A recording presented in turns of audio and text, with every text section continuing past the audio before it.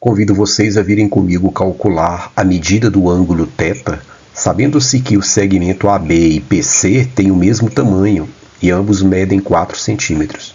Além disso, informou-se que a área do triângulo de vértices ABC mede 4 centímetros quadrados.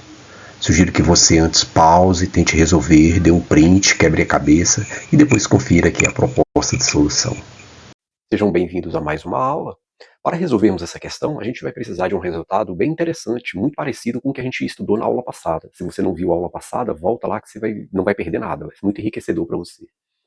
Veja, se eu tenho um triângulo desse tipo, né, vou colocar aqui um triângulo qualquer, ó, e eu traço uma seviana nele para qualquer lado, para lá ou para cá, vou passar para cá, né, já que essa está para cá. E marco esse ângulo aqui, ó, o ângulo agudo, né, como sendo alfa.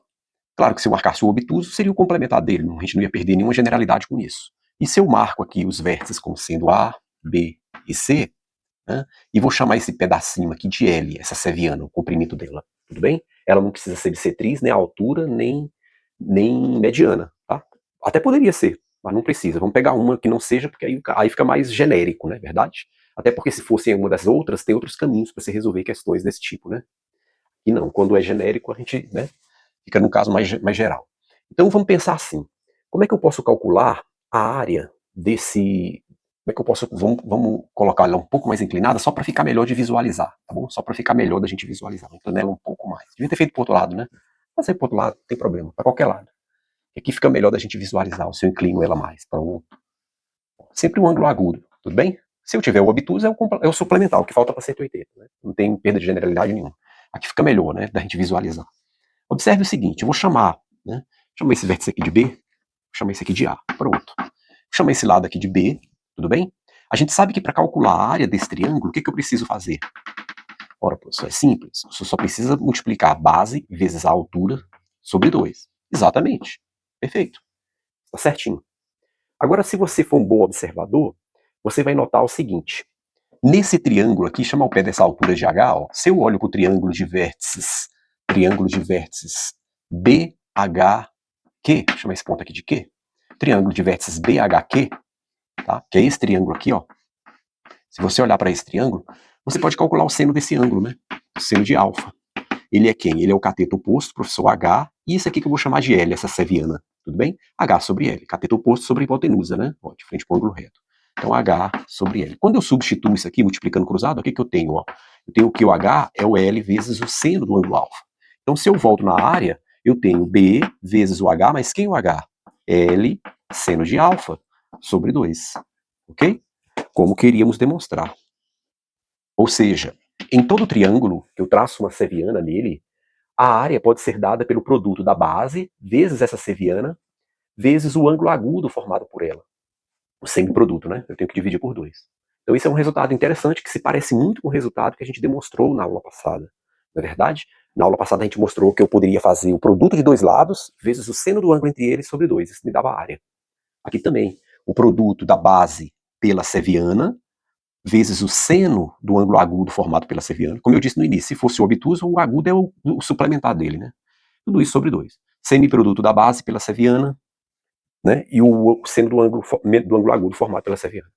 Então esse resultado é muito interessante, muito bonitinho, não é? Porque a gente resolve diversas questões usando esse resultado, inclusive a nossa aqui, ó. Inclusive a nossa aqui. O que a gente pode fazer aqui? A gente pode fazer o seguinte, ó. Ele quer saber o seno, ele quer saber a medida desse ângulo, né? Ele quer saber a medida desse ângulo. Então vamos colocar isso aqui para ser nosso norte. Quero saber chegar ali.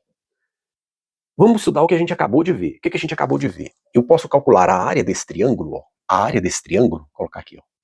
Vou colocar aqui mesmo. A área desse triângulo ABC, né? Depois a gente sobe lá se precisar do espaço. Ela pode ser dada por quem? Por essa base, não é? AB, pela relação que a gente acabou de provar, vezes esse ângulo, vezes, né? Essa seviana, vou chamar de L, na verdade aqui é PC, né? Então, seria o L da nossa demonstração, PC, vezes o seno do ângulo agudo. Eu não tenho o ângulo agudo aqui, ó. Eu vou chamá-lo de alfa. Seno de alfa sobre 2. Né? A relação que a gente acabou de provar. Base vezes a seviana, vezes o seno do ângulo agudo entre eles, o semiproduto. Então, sobre 2. Bom, agora é tudo uma questão de substituir valores. Né? Se você olhar, ó, quem é a área do triângulo ABC? É 4. Quem é AB e PC? Ele diz que ambos medem 4, né? Então eu tenho aí 4 vezes o seno de alfa, que eu não sei quem é, sobre 2. Claro que se eu simplifico esse 4 com 2, vai me dar 2. Né? Posso também fazer o quê? Dividir os dois lados por 4. Né? Se eu divido os dois lados por 4, o que eu fico? Se eu ficar com 1 aqui desse lado, lá vai continuar esse 2, porque esse 4 vai embora, seno de alfa. Posso simplificar os dois lados agora por 2, e eu acabo de descobrir o quê? Que o seno de alfa vale 1/2. Ora, alfa é um ângulo agudo. Você lembra que a gente falou para pegar o ângulo agudo? E está até na cara aqui, né? Porque a gente vê aqui que ela está inclinada. Né? Então, alfa é um ângulo agudo. Um ângulo agudo que dê um arco, né, agudo, que está entre 0 e 90, cujo seno dá 1/2, você consegue descobrir? Lembra daquela tabelinha? Seno, cosseno, tangente. Aí você marca lá os principais, 30, 45, 60, que são os notáveis. Aí você faz 1, 2, 3, 3, 2, 1, 2 embaixo de todo mundo e raiz onde não tem 1. É assim? Então a gente sabe que para isso acontecer, né, o alfa, até um si somente si cabe aqui, ó, o alfa precisa ser 30 graus. Ele é o ângulo cujo seno dá 1/2. Achei o alfa. Tudo bem? Isso aqui quando o alfa está entre 0 e 90. Um ângulo agudo. E é o nosso caso, né? Então ele vale 30 graus. Bom, acabou, né? Porque se você for um bom observador, ó, θ mais alfa são suplementares. São ou não são? O ângulo raso, ó, um ângulo de meia volta. Então a soma deles tem que ser quanto? 180. Então θ mais 30 vale quanto? Vale 180.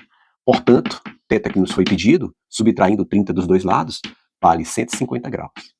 Simples assim.